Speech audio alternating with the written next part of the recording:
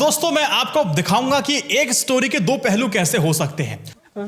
और 2024 की तैयारी के लिए क्या एक क्षेत्रीय दल सोचता है और कांग्रेस को साइडलाइन कर देता है। अब मैं दो टॉपिक आपको बताता हूं। पहला टॉपिक मैं जिसमें बात करूंगा, यूपी विधानसभा चुनाव से पहले क्यों रीजनल पार्टीज कांग्रेस से दूरी बना रहे हैं। दूसरा टॉपिक यही होगा कि यूपी में कोई भी दल से हाथ मिलाने से गुरेज आखिर कांग्रेस पार्टी क्यों कर रही है। इसका मतलब पहले में तो बताऊंगा कि कांग्रेस को उस लायक नहीं समझा जा रहा कि अलायंस किया जा सके। दूसरे में हम यह दिखाएंगे कांग्रेस समझदार है कि उसने गलती से सीख लिया है। और कासगंज न्यूज तो हम आपको बताएंगे। तो पहले टॉपिक की बात करते हैं। देखिए बड़े बड़े दल तो छोड़िए साहब, छोटे छोटे जो दल हैं वो कांग्रेस से दूरी बनाकर चल रहे हैं। ऐसे में कांग्रेस को थोड़ी बहुत जो उम्मीदें हैं वो बसपा से हैं, क्योंकि बसपा इस समय कमजोर है सियासी रूप से भी काफी, और उसके जो नेता हैं वो निकल करके दूसरी पार्टी में चले जा रहे हैं, एक एक करके छोड़ते जा रहे हैं। लेकिन दलितों की आज भी बहुत बड़ी जो पहली पसंद है वो बसपा ही है। Oh my God! Wow! अब कांग्रेस को उम्मीद है कि देखो हाशिए पे तो वो भी है और हाशिए पे हम भी हैं। हम बसपा के साथ गठबंधन करेंगे, उनको प्रपोजल देंगे, प्रस्ताव देंगे, वो लोग मान जाएंगे। इससे दोनों का ही फायदा राजनीतिक तौर पर होगा। लेकिन बसपा के सुप्रीमो ने साफ तौर पे कांग्रेस को कह दिया कि हम आपके साथ कोई गठबंधन करने की हमसे उम्मीद मत लगाइए और हमें आपसे गठबंधन करने की इच्छा भी नहीं है। अब बसपा किसी भी सूरत में यूपी में कांग्रेस के साथ आने को तैयार नहीं है। अब इसकी वजह क्या है? इसकी वजह है पंजाब का विधानसभा चुनाव। कैसे? देखिए अभी यूपी इलेक्शन के साथ साथ पंजाब का विधानसभा चुनाव भी होना है। अब कांग्रेस और बसपा पंजाब विधानसभा चुनाव में आमने सामने है। अगर यूपी में बसपा यदि कांग्रेस के साथ हाथ मिलाती है तो इसका खामियाजा उसे पंजाब में भुगतना पड़ सकता है। वैसे अगर आप देखें इसका सेकंड पर्सपेक्टिव ये भी बताया जा रहा है पॉलिटिकल पंडित के द्वारा, एनालिस्ट के द्वारा, कि अभी इतना जल्दी आप ये मत कहिए किसी भी सूरत में बसपा का और कांग्रेस का गठबंधन नहीं हो सकता है। देखो क्योंकि हुआ ये है कि मायावती ने कहा, भले ही कह दिया हो कि हम अलायंस किसी भी पार्टी के साथ नहीं करेंगे, गठबंधन नहीं करेंगे, तो इस फैसले पर वो पुनर्विचार कर रही हैं। कांग्रेस के साथ चुनाव में अगर गठबंधन को लेकर के अंतिम तौर पर कुछ नहीं कहा जा सकता, लेकिन यह भी जरूर कह सकते हैं कि अगर बसपा को चुनाव में पहले या फिर चुनाव के बाद गठबंधन की जरूरत पड़ती है तो कांग्रेस के साथ जाने में बसपा कोई गुरेज नहीं करेगी। एक एनालिसिस इस तरफ से है। लेकिन हम बात उस पर करेंगे कि आखिर बसपा कांग्रेस में इंटरेस्ट क्यों नहीं दिखा रही। वजह उसकी बहुत सारी है। भले ही वो दावा यूपी में कुछ भी कर ले कांग्रेस, लेकिन उसको पता है कार्डर नहीं है, कार्डर की उसको आवश्यकता है। वो सवर्ण की पार्टी के तौर पर अपने को पेश करने की कोशिश कर रही है, सवर्णों के वोट बैंक अपने कब्जे में लाने की कोशिश कर रही है। लेकिन हकीकत ग्राउंड में बदल चुकी है। पहले वोटर हुआ करते थे इनके, लेकिन छिटक करके वो अलग अलग पार्टी के पास चले गए, वो क्षेत्रीय पार्टी उठ गई है। कांग्रेस के लिए सबसे बड़ी चुनौती इस समय यूपी में क्या है कि अपने 2 दशक पुराने मुस्लिम और दलित वोट को हासिल कर लेना। अब इन दोनों में मुस्लिम वोट बैंक पर कब्जा पाना पार्टी के लिए आप कह सकते हैं कि उतना चुनौतीपूर्ण नहीं होने जा रहा है, क्योंकि यूपी में अखिलेश के राज में जो दंगे हुए हैं वो अभी तक घाव हैं, जख्म है, वो हरे हुए हैं, अभी हरे हैं। और समाजवादी पार्टी पर यह आरोप लगाए जाते हैं कि वादा खिलाफी करते हैं। तो इसमें मुस्लिम बेहतर विकल्प ढूंढ रहे हैं। ऐसे में मुस्लिमों के पास ये तो कांग्रेस है या फिर ओवैसी की पार्टी है, इसके अलावा कोई तीसरा विकल्प इनके पास नहीं है। अगर बसपा कांग्रेस का गठबंधन अगर हो जाता है तो यहां लॉटरी लगने की चांसेस बन जाते हैं। बसपा का उन सीटों पर सीधा लाभ मिल सकता है जहां पर मुस्लिम वोट बैंक के एक तरफा सपा के पक्ष में पड़ने की वजह से मायावती की पार्टी की हार होती थी। वहीं दूसरी तरफ जो सुरक्षित सीट है, बिल्कुल कोई समस्या नहीं है, तो कांग्रेस के पक्ष में दलित वोटों के शिफ्ट होने वाली जो समस्या है वो भी खत्म हो जाएगी। तो ये इस तरह से आकलन दे सकते हैं। लेकिन बात वही है ना कि इस सब को देखने के बाद भी सपा बसपा का जो गठबंधन है वो परवान नहीं चढ़ रहा। उसका बड़ा कारण मैंने आपको बताया, पंजाब विधानसभा चुनाव जो यूपी के साथ होगा। अब होता क्या है कि पंजाब में बसपा का ना शिरोमणि अकाली दल के साथ अलायंस है, गठबंधन है। 117 सीटों में से शिरोमणि अकाली दल ने 20 सीटों पर बसपा को दे दी है। इन 20 सभी सीटों पर बसपा का सीधा मुकाबला कांग्रेस से है। अब देखिए ऐसे मुकाबला इतना गंभीर है कि बसपा भी ये कहती है कि हाँ 20 सीट तो भले ही उनको मिल गई हो, लेकिन ऐसी सीटें बसपा को दी गई हैं जिन पर बसपा का जनाधार बहुत ज्यादा कम है। इनमें 50% जो सीट हैं उस पर उसका जो कैडर है, वोटर जो है वो काफी ज्यादा कम है। इसीलिए भी थोड़ा समस्या है। तो इसको देखने के बाद भी कांग्रेस पिछले कुछ महीनों से जिस तरह से सियासत कर रही है वो मायावती को पसंद नहीं आ रहा, उससे नाराज चल रही है। अब हुआ क्या देखिए, इनमें सबसे अहम कारण आप मान सकते हैं कि पंजाब में दलित नेता हैं चरणजीत सिंह चन्नी, मुख्यमंत्री बना दिया उनको। पंजाब में कांग्रेस ने वहां बड़ा बड़ा एक दलित कार्ड खेला। यूपी में एक उदाहरण पेश किया उन्होंने कि अगर पार्टी सत्ता में आती है तो दलित चेहरा को हम प्रमोट करेंगे। अब मायावती को क्या लगता है कि देखिए कि लखीमपुर खीरी में चन्नी की जबरदस्त आमदा कराई गई और वहां पर पीड़ित किसानों को 50-50 लाख रुपए की आर्थिक सहायता भी दे दी है। अब बसपा को यह साफ तौर पे मान करके चल रही है कि कांग्रेस का यह निशाना पूरी तरह से बसपा का जो कैडर वोट है ना उसकी तरफ है, उसकी साधने की तरफ है। अब इसी तरह से 2019 की तरफ अगर जाएंगे तो वो भी प्रियंका गांधी जब भीम आर्मी के जो मुखिया थे चंद्रशेखर आजाद से मिलने अस्पताल पहुंच जाती हैं। अब चंद्रशेखर आजाद उस वक्त बहुजन अधिकार यात्रा निकाल रहे थे। अचानक तबीयत खराब होने की वजह से वो मेरठ के एक प्राइवेट हॉस्पिटल में हॉस्पिटलाइज उनको किया जाता है। वहां अचानक प्रियंका गांधी पहुंच जाती है, लेकिन मायावती को लगता है कि अचानक कुछ नहीं हुआ, वहां जबरदस्ती पहुंची है और एक सुनियोजित तरीके से पहुंची है। अल्टीमेटली वो नुकसान बसपा का करने जा रही हैं और उनके वोटरों को सेंध लगाने चाह रही हैं। तो कुछ बातें हैं जो मायावती के घर कर चुकी हैं मन में, तो इसीलिए मायावती नाराज भी हैं, इसीलिए वो और दिलचस्पी नहीं दिखा रही हैं इसमें कांग्रेस के साथ आने में।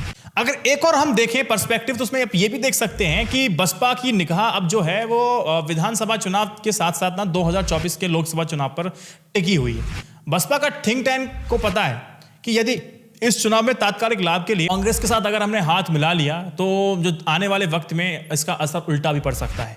2024 के लोकसभा चुनाव में कहीं उसका जो कैडर है, जो कैडर वोटर है, उसे छिटक ना जाए, क्योंकि भाजपा भी पूरी तरह से उसी के वोटरों को रिझाने की कोशिश में है।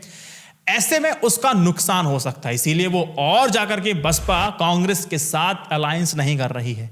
सारी वजहें मैंने आपको बता दी, संभावना आगे क्या बनेगी वो भी मैंने आपको बता दिया। अब स्टोरी को पलट देते हैं कि आखिर अभी तक तो हमें समझ लिया कि कोई भी पार्टी कांग्रेस को घास क्यों नहीं डाल रही है। अब हम ये समझ लेते हैं, उल्टा कर देते हैं कि कांग्रेस अब दूसरी पार्टी को, रीजनल पार्टी को घास क्यों नहीं डाल रही है।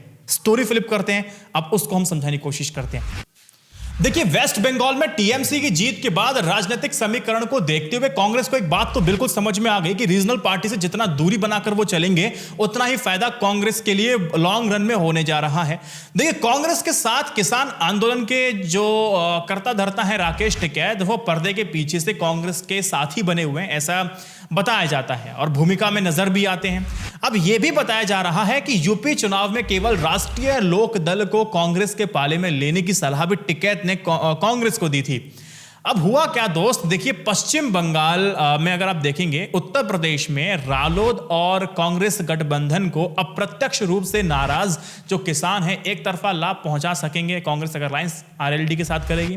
बाकी कांग्रेस अपनी दूरदर्शिता कहिए कुछ भी कहिए, वो सपा जैसे बड़े क्षेत्रीय दल के साथ समझौता करने घाटे का सौदा समझ रही है, क्योंकि ममता बनर्जी ने बैक पिचिंग उनके साथ कर दी है। देखो बंगाल में हुआ क्या था ना, बंगाल में सिर्फ एक ऐसी लड़ाई बन गई थी कि हमें भाजपा को ही हराना है, तो उसके विजय रथ को रोकने के लिए पश्चिम बंगाल के विधानसभा चुनाव में हमने देखा कि अप्रत्यक्ष रूप से तृणमूल कांग्रेस को जिताने में मदद कांग्रेस लेफ्ट की पार्टीज ने की। क्योंकि अगर आप देखेंगे कि वहां पर पार्टियों ने अपना प्रचार बिल्कुल बंद कर दिया था और अपने आप को उस वहां से निकाल लिया था, तो जो वोट बैंक था लेफ्ट का और कांग्रेस का वो सीधा ट्रांसफर टीएमसी को हो जाता है। ममता बनर्जी मुख्यमंत्री बन जाती हैं।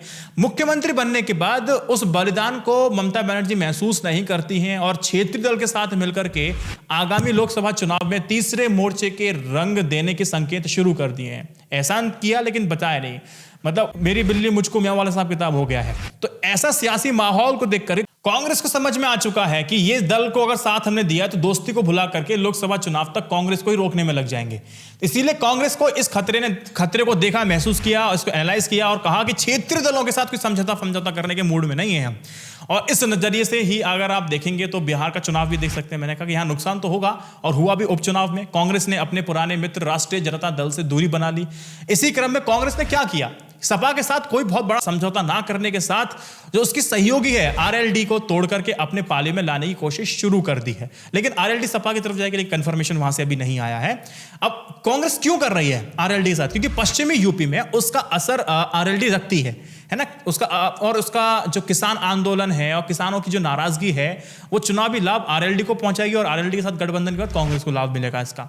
तो कांग्रेस ने कन्हैया कुमार को भी बिहार में जब शामिल किया है तो राष्ट्रीय जनता दल को कमजोर करके भाजपा से सीधा मुकाबला करने की रणनीति के तौर पर किया है। आप इस तरह से एनालाइज कर सकते हैं।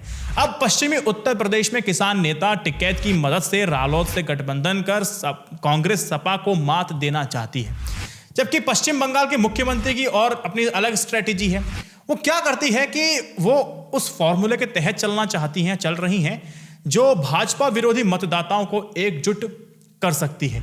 तो कांग्रेस को एक बात समझ में आ रही है कि अगर ममता बनर्जी का यही हाल रहे तो आने वाले वक्त में हमें को ही काटेंगे, क्योंकि अभी 3 बहुत बड़े नेताओं से मीटिंग की है, संबंध अच्छे बन रहे हैं, कई बार आपने देखा भी होगा। तो इसीलिए देश के 2 बड़े सूबों में से सियासत के यादव घराने में अगर आप देखेंगे, एक का नाम तो सपा है और दूसरे का नाम बिहार के राजद और दिल्ली के आप के साथ टीएमसी की जो अध्यक्ष हैं ममता बनर्जी, जो संबंध हैं वहाँ काफ़ी अच्छे बन चुके हैं, अच्छे बन रहे हैं।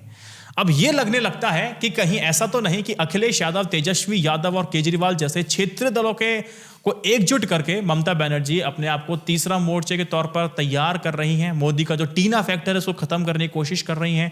अभी तीसरा जब बनेंगी तो वो कांग्रेस के लिए भी चुनौती ममता बनर्जी बनेंगी। तो ये सारे संकेतों को देखने के बाद, परखने के बाद, एनालाइज करने के बाद, समझने के बाद पश्चिम बंगाल में टीएमसी की तरह बिहार और यूपी के बड़े क्षेत्र दल अकेले भाजपा विरोधी वोटों को हासिल करके कांग्रेस के भविष्य को संकट या खतरा पैदा ना हो जाए, इसीलिए इन्होंने बुद्धिमानी इसमें समझी कि इनसे हम अलायंस नहीं करेंगे। 2 स्टोरी 2 पर्सपेक्टिव में बहुत कुछ समझ में आया होगा। कासगंज केस की बात कर लेते हैं, बहुत लास्ट में, बहुत संक्षिप्त में करेंगे। उत्तर प्रदेश में क्या हुआ, कासगंज में पुलिस हिरासत में एक मोहम्मद अल्ताफ नाम के युवक की मौत हो जाती है। मामला गर्मा चुका है। ये खबर 9 नवंबर की है। कासगंज की सदर कोतवाली में अल्ताफ की संदिग्ध हालत में मौत हो गई। ये संदिग्ध क्यों कह रहे हैं, वो भी हवालात में मौत हो जाना, ये बहुत बड़ी गंभीर बात है। अब तो बड़े केसेस होने वाले हैं, देखते हैं लेकिन क्या होगा। पुलिस ने मतलब क्यों गिरफ्तार किया, आरोप था कि लड़की को भगा करके लेकर के आया, इसलिए हिरासत में डाल दिया। अब उसकी मौत की बाद सामने पुलिस की थ्योरी आती है, वो सवाल खड़े कर देती है। फिर पिता का जो पिछला बयान था वो पलट जाता है। आफ्ताब के जो अन्य परिजन हैं पुलिस पर डरा धमका करके बयान बदलवाने का आरोप लगाया है। तो यहाँ पे कहानी बदल जाती है। सोशल मीडिया पे तमाम तस्वीरें वायरल हुई थी। कई सारे लोग बोलते हैं ये आत्महत्या नहीं, सीधे हत्या है। तो मैं आपको बताता हूँ 2 वजह है। लॉकअप के टॉयलेट की वो तस्वीर जिसमें साफ तौर पर दिख रहा है कि जिस नल के पाइप से रस्सी बांध करके अल्ताफ के आत्महत्या करने का दावा किया जा रहा है, वो जमीन से केवल 2 फीट की ऊंचाई पर है।